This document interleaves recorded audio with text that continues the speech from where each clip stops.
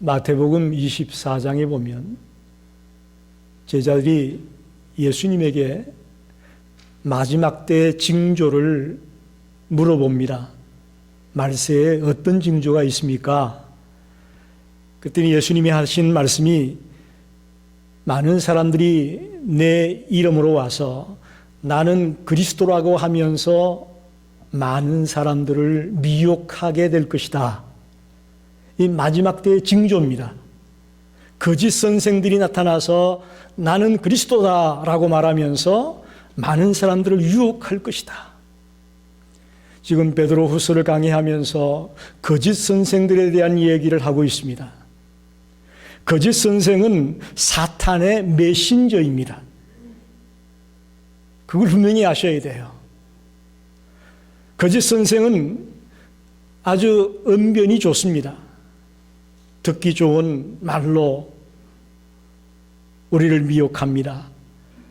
또 그들은 고상한 사상을 가지고 있는 것처럼 보여집니다. 아주 그럴듯한 논리를 펴니다. 그런데 실상은 위험한 교리고 또 자기들의 욕심을 챙기기 위한 것들을 뒤에 감추면서 사람들을 유혹하고 있어요. 그래서 거짓 선생들의 특징이 뭐냐고 묻는다면 남을 유혹하는 것입니다. 그래서 지지난주에 거짓 선생들을 조심하라. 또 지난주에는 거짓 선생들의 타락상을 말씀드렸는데 그 왜 연속해서 그런 말씀을 드렸느냐? 그건 거짓 선생들이 유혹의 전문가라는 거예요. 우리 사랑하는 모든 성도들을 유혹하는 일의 전문가가 누구냐? 거짓 선생입니다. 그래서 우리는 정신을 바짝 차리고 이 유혹에 넘어가지 않아야 된다, 그런 말입니다.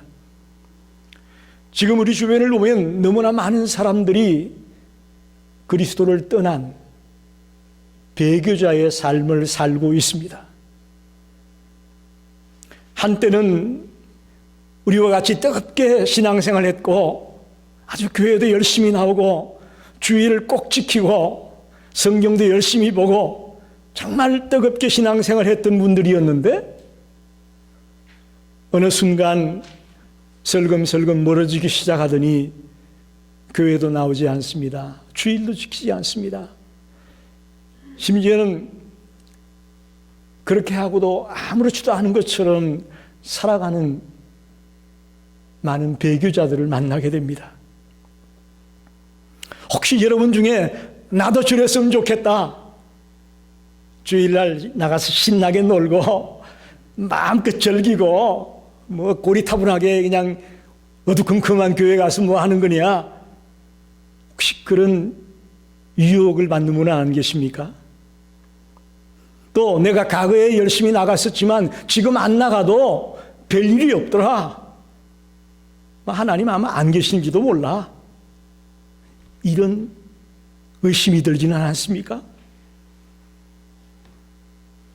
이런 식으로 살아가는 일에 익숙해지다 보면 나도 모르는 사이에 거짓 선생들에게 물들어서 그들과 똑같은 모습으로 전락되고 만다는 것입니다. 오늘 거짓 선생들의 유혹과 배교자라는 제목으로 말씀을 드립니다. 먼저 거짓 선생들은 공허합니다. 공허해요. 오늘 17절에 보니까 베드로는 거짓 선생들을 물 없는 샘이다. 또 강풍에 밀려가는 안개다. 이런 표현을 쓰고 있습니다. 그 이야기는 쉽게 말하면 거짓 선생들은 공허하다는 것입니다.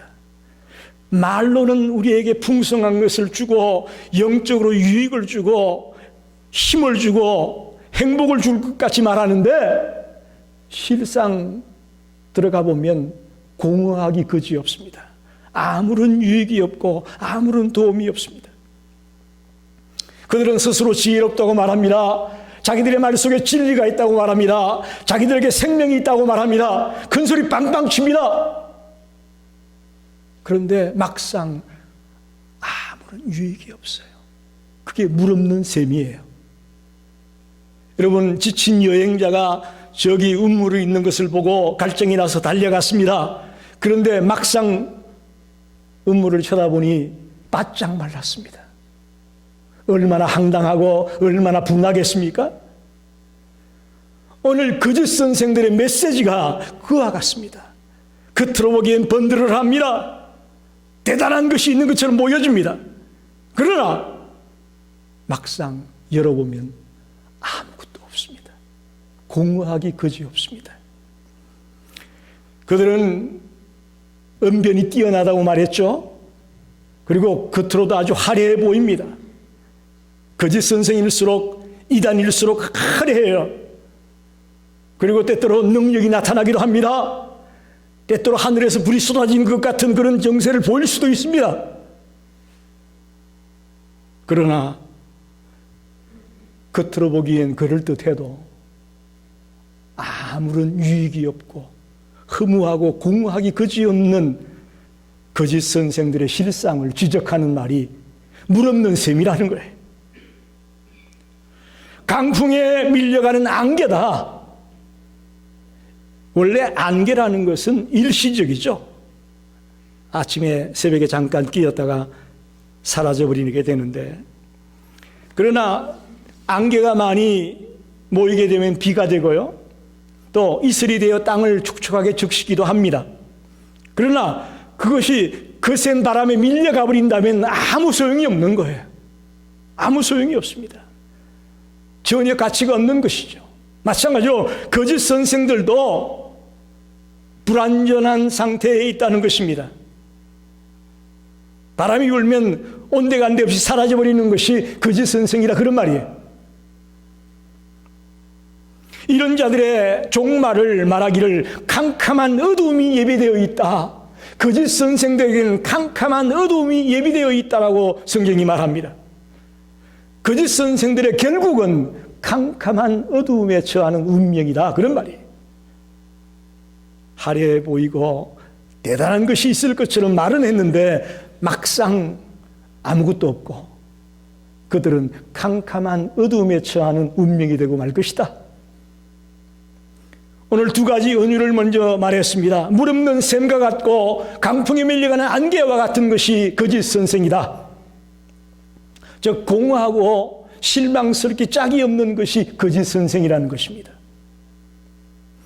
그들이 아무리 복된 소식이다, 우리에게 오면 복을 받는다, 우리에게 오면 행복이 있다, 우리에게 오면 승리가 있다, 큰 소리 빵빵 쳐도 막상 뚜껑을 열어보면 공허하기 그지없고 아무것도 없는 것이 거짓 선생이라는 거예요. 두 번째로 거짓 선생은 유혹의 전문가입니다. 유혹의 전문가예요. 거짓 선생들의 특징이라고 한 본색이 이제 드러나게 되는데, 이들은 자기들만 이단에 빠진 것이 아니고 남들까지도 이단으로 끌어들이는 것이 거짓 선생들입니다. 물귀신처럼 자기만 이단의 세력에 빠져들어가는 게 아니고 순전한 그리스도인들까지, 신실한 믿음의 사람까지 끌고 들어가서 같이 죽자고 하는 거예요. 그들이 유혹하는 방법을 오늘 베드로는 세 가지로 우리에게 말하고 있습니다. 먼저 허탄한 자랑의 말을 가지고 유혹한다. 허탄한 자랑의 말로 유혹한다.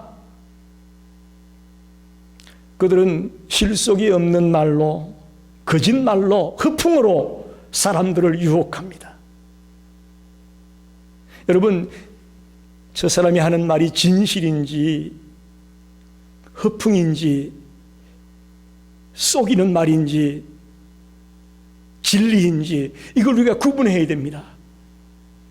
거짓 선생들은 허탄한 말로 우리를 유혹합니다. 너 이거 주님 앞에 드리면 복받아. 너 이거 주님 앞에 드리면 너희 아이가 좋은 대학에 들어가. 너 이거 주님 앞에 드리면 너 사업이 잘 될 거야. 아주 그럴듯한 말로 유혹합니다. 제가 고등학교 다닐 때 저희 아주 먼 친척이 여호와의 정인에 빠졌어요. 여호와의 정인, 왕국회관이라고 하죠. 여호와의 정인에 빠져가지고 아주 평화로운 행복한 가정이었는데 거기서 허탄한 말로 유혹이었는데 빠져가지고 전세 보증금을 갖다가 다 헌금을 해버렸어요. 그래가지고 부부가 서로 싸우고 이혼했어요. 이거예요. 허탄한 말로 유혹해서 한순간에 무너뜨리는 거예요. 거짓 선생의 세력이 이렇게 무서운 겁니다. 정말 제가 그때 너무나 마음이 아팠어요. 두 번째로 거짓 선생들은 육체의 정욕으로 우리를 유혹합니다. 거짓 선생들은 음란한 생각과 행위를 하면서 정욕을 선동합니다. 야고보 1장 14절에 보니까 오직 각 사람이 시험을 받는 것은 자기 욕심에 끌려 미혹됩니다. 우리들에게 갖가지 욕심을 불어넣어서 미혹에 빠지게 되는 건데요. 특별히 이 거짓 선생들은 정욕을 가지고 사람들을 넘어지게 합니다. 특히 남존여비 사상이 강한 그런 단체들이 있잖아요. 이슬람 계통, 중동 지역 계통은 일부 다처제죠. 그죠? 일부 다처제. 제가 96년도에 성지순례를 다녀왔는데 그때 그 이집트의 공항에 내렸는데 남자가 앞에 한 명이 지나가고 여자분들은 다 이거 뭘 썼지 않습니까? 여자가 이렇게 3명이 따라가더라고요. 그래서 하나는 엄마고 둘은 딸인가 보다 그랬어요. 그랬더니 가이드가 하는 말이 아니에요. 목사님, 앞에는 남자가 남편이고요. 뒤에는 다 마누라예요. 마누라 셋을 데리고 가더라. 일부 다처주의. 이거 다 정욕을 앞세우는 거예요. 행위 중에 하나였습니다. 미국의 몰몬교도 그와 같은 현상입니다. 다처주의를 내세우고 있습니다. 문성명의 통일교도 마찬가지입니다. 이렇게 거짓 선생들은 주로 이 육체의 정욕을 가지고 우리를 유혹합니다. 그래서 얼핏 들으면 신날 것 같잖아요? 얼핏 들으면 좋을 것 같잖아요? 그걸 가지고 우리를 들고 치는 거예요. 세 번째로 가장 무서운 것인데 거짓 선생들은 자유를 약속하면서 우리를 유혹합니다. 너희 이거 믿으면 자유로워져? 마음껏 할 수 있어. 뭐든지 할 수 있어. 뭐든지 욕심 부려도 좋고 뭘 먹어도 좋고 뭘 해도 좋고 어딜 가도 좋고 마음껏 자유야. 자유를 가지고 유혹합니다. 이게 어떻게 보면 거짓 선생들의 가장 강력한 무기입니다. 이 땅은 하나님의 법과 질서에 의해 운영되는 곳입니다. 그런데 자기 마음대로 할 수 있다고 얘기하는 것, 이거 분명히 문제가 있죠. 오히려 혼란을 조장할 것이고 오히려 큰 실패에 봉착하게 될 겁니다. 근데 그걸 모르고 그저 눈에 보이는 그 자유, 내가 마음대로 할 수 있다고 하는 그 유혹에 빠져서 걸려 넘어지는 것이죠. 바울이 갈라디아서에서 이렇게 말합니다. 너희가 참으로 자유를 위하여 부르심을 입었으나 그러나 그 자유로 육체의 기회를 삼지 말아라. 여러분, 우리 그리스도인들은 진리가 너희를 자유케 하리라는 말씀처럼 주님 안에서 자유를 얻은 자입니다. 근데 이 자유를 육체의 기회로 삼지 말라는 거예요. 내가 하고 싶은 것 하는 게 자유가 아니라는 거죠. 그런데 거짓 선생들은 내가 마음대로 할 수 있다고 하는 것이 자유라고 얘기하는 거예요. 자유를 약속하면서 자기 편으로 만드는 거예요. 우리를 미혹하는 거예요. 베드로는 더 나아가서 말합니다. 누구든지 진자는 이긴 자의 종이 될 것이다. 그렇게 말합니다. 맞는 말입니다. 여러분, 누가 종을 자유롭게 할 수가 있습니까? 진자입니까? 이긴 자입니까? 이긴 자가 진자들을 자유케 할 수 있는 거예요. 즉, 우리가 전쟁에서 이겨서 많은 종들을, 노예들을 붙들게 됐다고 합시다. 그때 이겼으니까 너희들 자유해야 하고 놔줄 수가 있는 거죠. 그죠? 그러나 진자들은 아무리 용을 써도 자유를 줄 수가 없습니다. 진정한 승리자가 누굽니까? 거짓 선생입니까? 예수 그리스도입니까? 주님은 죄와 사망의 권세를 깨뜨리고 이기신 분입니다. 오늘 모든 인생들이 가장 두려워하는 죄와 사망의 문제, 죄의 문제는 십자가에서, 사망의 문제는 부활하심으로 이기셨습니다. 할렐루야. 진정한 승리자는 예수 그리스도입니다. 이긴 자는 예수님입니다. 그분만이 우리에게 자유를 줄 수가 있습니다. 근데 거짓 선생들은 자기가 자유를 줄 수 있다고 말합니다. 새빨간 거짓말입니다. 그들은 자기 안에 있는 유혹도 하나 극복할 수 없습니다. 죽음을 어떻게 이길 수가 있습니까? 인간이. 그러나 예수 그리스도는 그 모든 것들을 이기셨던 분입니다.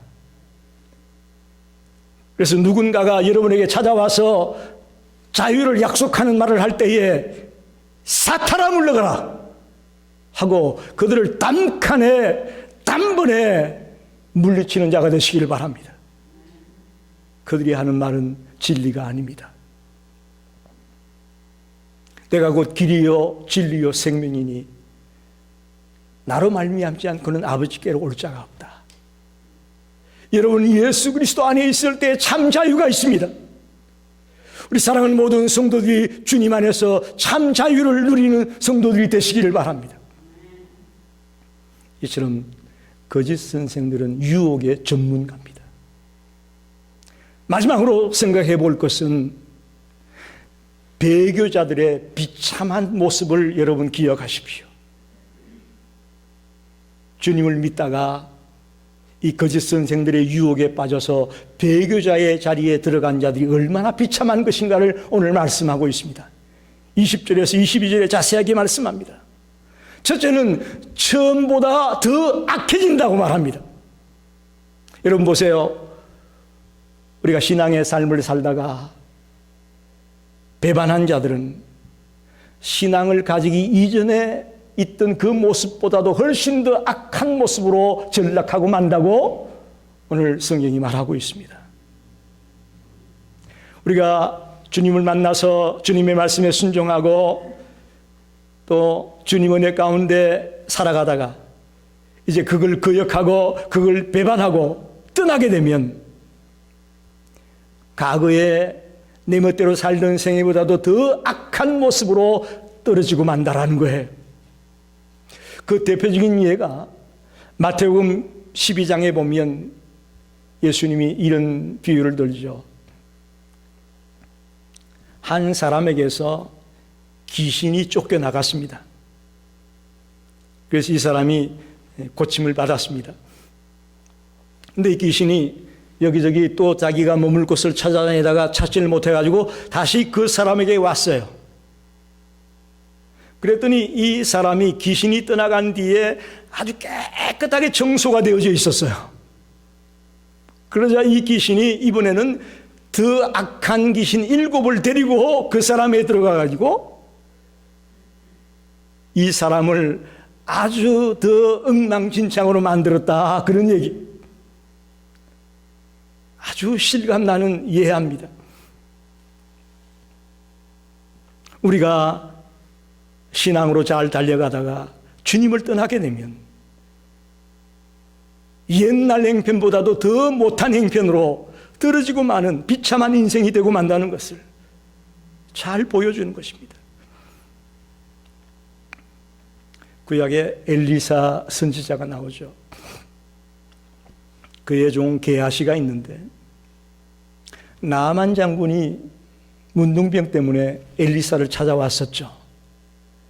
그리고 요단강에 가서 7번 목욕하라는 말씀을 듣고 순종해서 나무를 얻었습니다. 그래서 너무너무 기뻐가지고 가져온 모든 그 보물과 선물들을 엘리사에게 드리려고 했습니다. 그때 엘리사는 한 번에 거절했습니다. 절대로 난 받을 수 없습니다. 그래서 그냥 돌아가는데 게하시가 아까운 거예요. 탐이 나는 거예요. 그리고는 쫓아갔어요. 쫓아가서 은 1달란트와 옷 2벌을 달라고 합니다. 그러면서 핑계를 댑니다. 방금 선지자 수련생 2사람이 찾아왔는데 주인이 그들에게 줄 것을 달라고 합니다. 그러면서 은 1달란트와 옷 2벌을 받아와요. 엘리사가 그걸 모를 리가 있습니까? 어디 갔다 왔냐?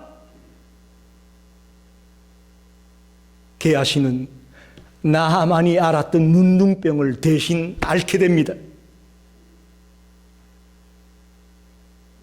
무서운 얘기예요, 여러분. 이거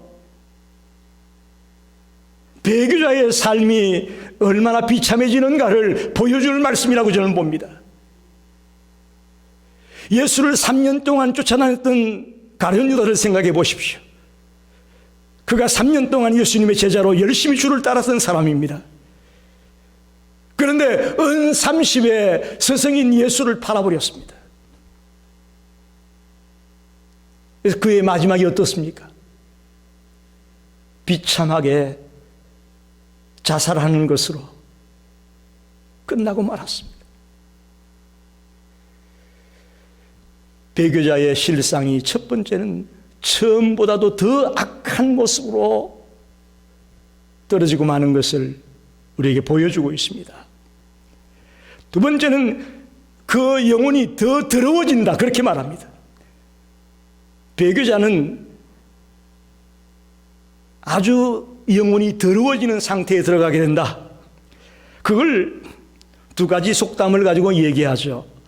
개가 토한 것을 다시 먹고, 또 돼지가 씻은 후에 더러운 웅덩이에 다시 들어 눕는다. 오늘 성경 읽어보면 너무너무 기가 막혀요. 이 은유와 속담을 섞어가면서 베드로가 얼마나 이 거짓 선생에 대해서 아주 적절하게 설명하고 있는지 몰라요. 배교한 사람들이 신앙을 가지기 전에 가지고 있던 것이 바로 토한 것이고 더러운 웅덩이입니다. 개가 토한 것이나 더러운 웅덩이는 우리들이 예수 믿기 전에 갖고 있던 것들이에요. 근데 우리가 주를 믿으면서 다 통회자복하고 다 씻어냈어요. 다 버렸어요. 그런데 배교하게 되면 개가 토한 것을 다시 먹듯이 우리가 주를 만나서 다 토해내고 다 털어버렸던 것을 다시 먹는다는 거예요. 다시 그 더러운 냄새나는 웅덩이에 들어 눕는다는 거예요. 우리의 영혼이 더러워지고 썩어져 가는 것을 말씀하고 있는 것이죠. 여러분, 개와 돼지를 통해서 이 거짓 선생들의 유혹에 빠진 배교자들이 얼마나 안타까운 자리에 이르게 되는 것을 전적으로 보여주고 있습니다. 한 번 주를 믿고 난 이후에 주님을 떠나게 되면 우리가 상상할 수 없는 비극들이 우리에게 닥친다는 것을 말하고 있습니다. 개와 돼지같이 또다시 부정한 자리에, 또다시 더러운 자리에 들어가지 않도록 저와 여러분이 깨어있기를 간절히 소망합니다. 간절히 부탁합니다. 오늘 저는 말씀을 정리하면서 어떻게 해야 이 거짓 선생의 유혹을 이길 수 있을까? 이걸 생각해 보면서 말씀을 마치려고 합니다. 여러분, 어떻게 해야 우리가 거짓 선생의 유혹을 이길 수 있을까요? 첫째는 시험에 빠지지 않게 깨어 기도하라. 마태복음 26장 41절에 예수님이 겟세마네 동산에서 제자들에게 말하죠. 시험에 들지 않게 깨어 기도하라. 어쩌면 베드로는 이 실패를 경험한 사람 아닙니까? 그때 깨어 기도하지 못하고 졸았다가 예수를 부인하는 자리에 들어갔던 인물이 베드로입니다. 그래서 이 말을 쓰고 있는지 몰라요. 저와 여러분이 거짓 선생의 유혹에 빠지지 않으려면 깨어 기도하는 자가 되어야 됩니다. 오늘 우리 교회뿐만 아니고 많은 현대 교회들이 이 기도에 약해졌습니다. 70년대, 80년대만 해도 교회에 불이 났어요. 철야기도, 새벽기도, 기도하느라고 아주 불이 났다고요. 그런데 요즘 교회들마다 다 불 꺼졌어요. 기도의 열기가 식어졌습니다. 그래도 우리는 이나마 대면에서 예배드리고 있지만 다른 많은 미국 교회들을 빌려서 드리는 교회들이 아직 예배를 못 드린다고 해요. 왜 그러냐? 미국 교회가 열질 않아서 교회 가서 예배드리기 위해서 예배를 못 드리는 거예요. 사랑하는 여러분, 지금 우리가 해야 될 일은 시험에 빠지지 않게 깨어 기도하는 일입니다. 꼭 교회에 달려오지 못하더라도 집에서라도 차 안에서라도 일터에서라도 어떤 자리에 갔더라도 정말 진실하게 기도하는 자가 되기를 부탁합니다. 그게 우리가 유혹에 빠지지 않는 길이고 배교자의 자리에 들어가지 않는 방법입니다. 두 번째는 하나님의 말씀으로 무장해야 합니다. 에베소서 6장 17절에 구원의 투구와 곧 성령의 검, 하나님의 말씀을 가지고 적들을 물리칠 것을 당부합니다. 하나님의 말씀으로 무장하는 것이 중요합니다. 하나님의 말씀으로도 못한다, 안 된다라는 말을 듣게 되는데 그게 바로 유혹이에요. 그게 바로 거짓 선생들의 미혹이에요. 하나님의 말씀은 능치 못할 것이 없습니다. 그래서 우리가 하나님의 말씀으로 무장하는 것이 중요합니다.